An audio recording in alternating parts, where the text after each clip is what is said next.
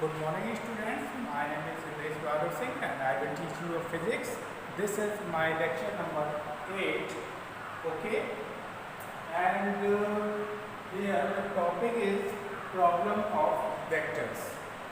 यानी कि बेटा आज हमें इस लेक्चर में प्रॉब्लम करना है, वेक्टर्स का प्रॉब्लम करना है। यहाँ पे मैंने दो प्रॉब्लम्स लिख रखे हैं, तो अब आप और हम दोनों लोग साथ मिलके ये सॉल्व करेंगे, ठीक है ना। यानी सॉल्व मैं ही करूँगा, ठीक है, आप केवल देखिए, okay. So let start the journey of physics.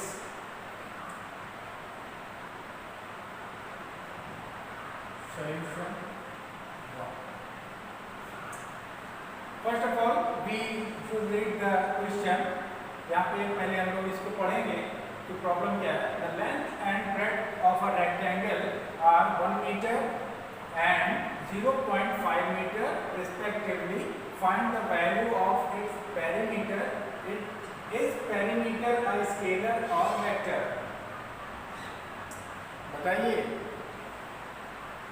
तो देखिएगा यहाँ पे फर्स्ट ऑफ ऑल हम लोग एक रेक्टेंगल बनाते हैं। ये आपका हो गया रेक्टेंगल, ठीक है ना। हिंदी में जिसे आयत कहते हैं, जैसे आयत और रेक्टेंगल। तो इसका बेटा लेंथ कितना है? 1 metre. This is length 1 metre. This is also length 1 metre. This is the breadth 0.5 meter. This is also the breadth 0.5 meter. तो बेटा पेरीमीटर का मतलब क्या होता है? पेरीमीटर का फॉर्मूला होता है 2 × L + B, ठीक है ना। पेरीमीटर का फॉर्मूला ये होता है, याद कर लेना, नहीं आता है तो यहाँ पे क्या हो जाएगा 2L + B। L कितना बेटा 1 एंड B कितना है 0.5 यानी 1.5 हो गया टोटल। 1.5 × 2 = 3.0 मीटर। क्लियर? ये हो गया आपका पेरीमीटर। अब बेटा ये बताओ कि क्या ये पेरीमीटर जो है स्केलर है या vector? Very good, very good, बिल्कुल ये स्केलर ही है। बिकॉज मैंने पहले आपको बताया है कि ये जो है जितने भी क्वांटिटी है, न्यूमेरिकल वैल्यू है, वो क्या होंगे? स्केलर होंगे। तो ये बेटा क्या है? न्यूमेरिकल वैल्यू है। दिस इज न्यूमेरिकल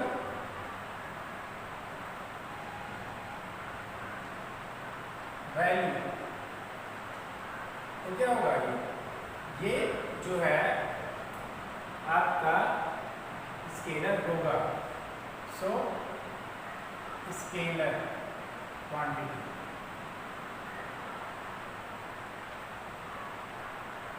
ठीक है, समझ में आ गया होगा, बहुत सिंपल था। सेकेंड में बेटा if a vector is multiplied by a positive number we gate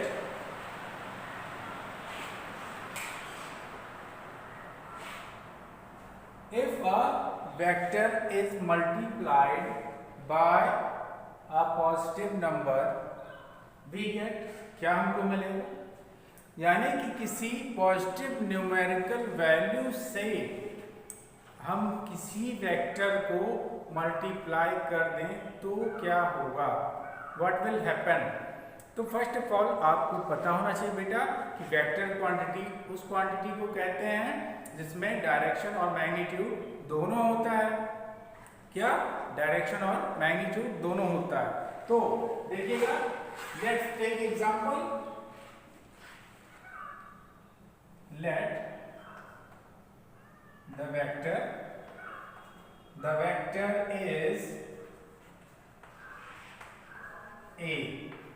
ये आपका वेक्टर हो गया और कोई पॉजिटिव नंबर सपोज करते हैं 2 and let the positive number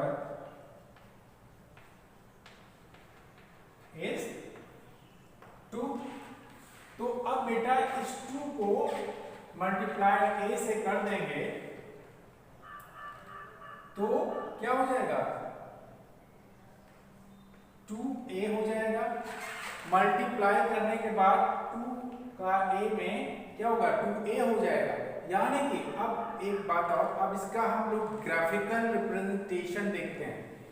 a suppose करते हैं हमारा ये है वेक्टर a, ठीक है ना।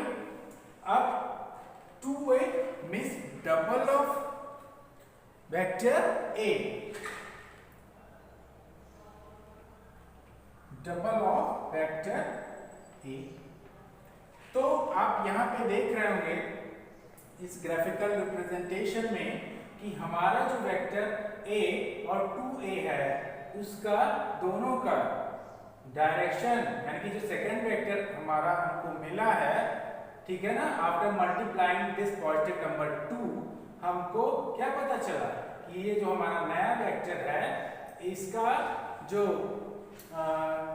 डायरेक्शन सेम रहेगा फर्स्ट वेक्टर का से, ठीक है ना, यानी कि a और 2a का डायरेक्शन सेम रहेगा बट इसका मैग्नीट्यूड चेंज हो जाएगा। तो हम लोग क्या लिखेंगे यहाँ पे आंसर में,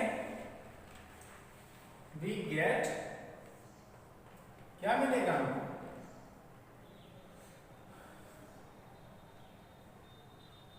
we get change in magnitude. हमको क्या मिला यहां से बेटा, हमको मिला चेंज इन मैग्नीट्यूड। केवल अगर किसी वेक्टर को हम किसी पॉजिटिव नंबर से अगर क्या कहते हैं भाई मल्टीप्लाई कर देंगे तो केवल और केवल उसकी मैग्नीट्यूड में चेंज होगा। और यहाँ पे लिख देंगे नॉट इन डायरेक्शन, ठीक है ना। तो आपको जहां तक है ये सवाल भी समझ में आ गया होगा, ठीक है ना। अब आइए एक अगला सवाल लगाते हैं हम लोग, प्रॉब्लम नंबर 3। प्रॉब्लम नंबर 3 में मैं ग्राफिकल ग्राफिक्स आपके सामने रखूंगा, देखिएगा। This is vector a, this is your vector a, और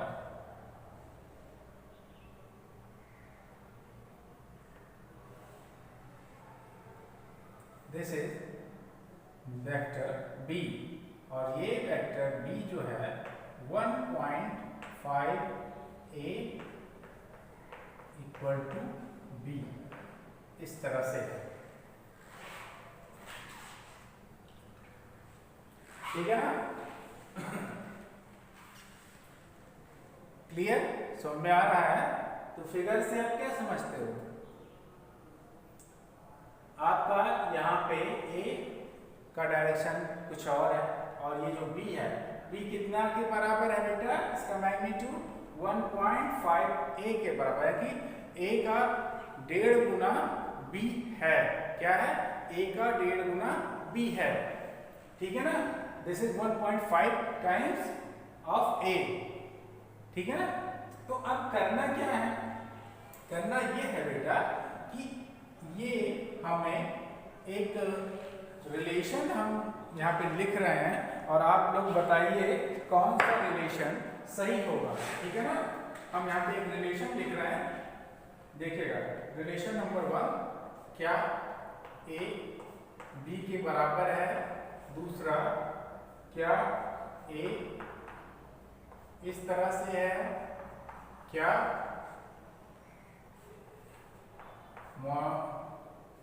modulus of a equal to modulus of b, या 4 does not equal to b, ठीक है। अब आपको 4 ऑप्शन दिया गया है, अब आप इसमें चॉइस करिए कि कौन सा ऑप्शन इसके लिए सही है। तो अब पहले चेक करते हैं first option, a equal to b, और बेटा मैंने बताया था, भूलिएगा नहीं, मैग्नीट्यूड को सिंपली हम ए भी लिख सकते हैं और ए मॉड भी लिख सकते हैं। मैंने पहले जो भी वीडियो लेक्चर शूट किए हैं उसमें बताया हुआ है, ठीक है ना। तो आप कंफ्यूज मत होइएगा कि आप यहाँ पे मैग्नीट्यूड देख लिए या सिंपली ए देख लिए, तो वो एक ही है। तो चलिए फिर, तो magnitude of A equal to B क्या है, नहीं है, तो ये हो गया रॉन्ग। अब यहां पे देखिए a equal to minus B,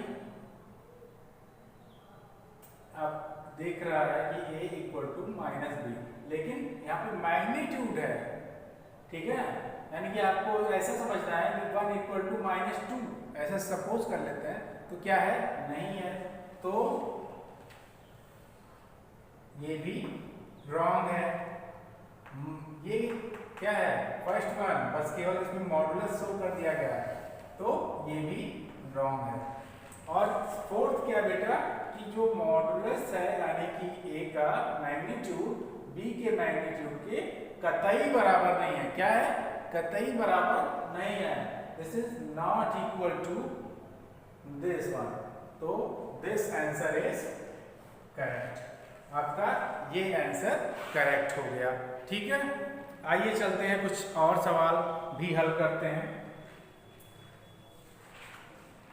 fourth question, problem number 4।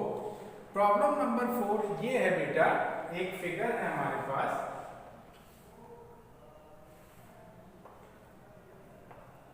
और इसका जो मतलब एंगल है दिस इज 60 डिग्री, और ये दोनों वेक्टर जो है this is the force vector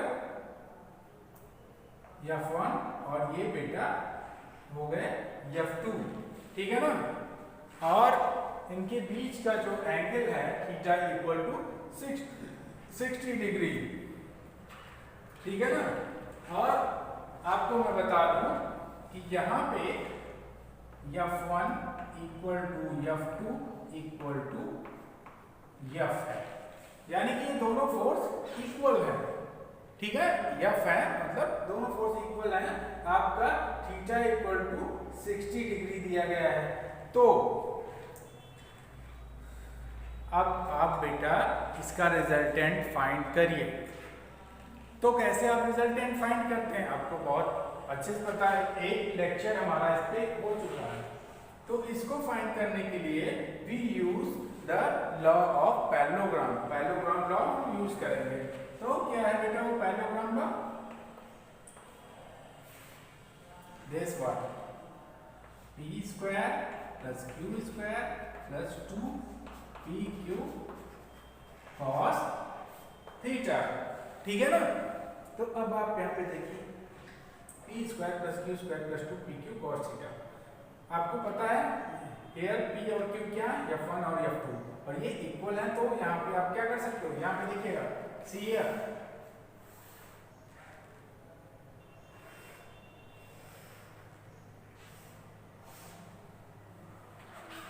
this r will be F square plus F square plus 2FF means F square, और cos थीटा बेटा कितना है 60, तो cos 60 लिखेंगे यहाँ पे। cos 60 की वैल्यू बेटा होती है यहाँ पे F, और F कितना हो जाएगा 2F square plus 2F square, और cos 60 का मतलब बेटा होता है इसकी value 1/2, 2 cancel out, r equal to 2F square plus F square, r equal to 3F square in the under root, और r इक्वल टू √3f।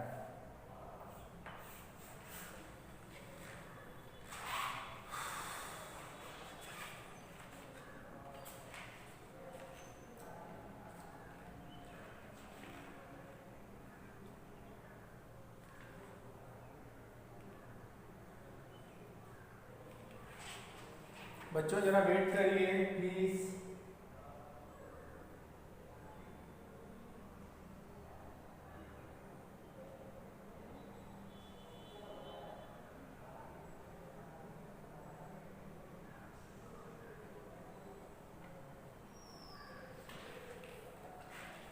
ठीक है ना? तो दिस वन इज क्लियर। अब अगर आपको इस टाइप का क्वेश्चन और भी लगाना तो इसमें थीटा को चेंज करके आप कर सकते हो। ठीक है ना? So this is all about this lecture number 8। So bye टाटा। और देखिए इन सब प्रॉब्लम को आप अच्छे से सॉल्व करिएगा और आप हमें कमेंट सेक्शन में कमेंट करते रहिएगा। ठीक है? Okay bye.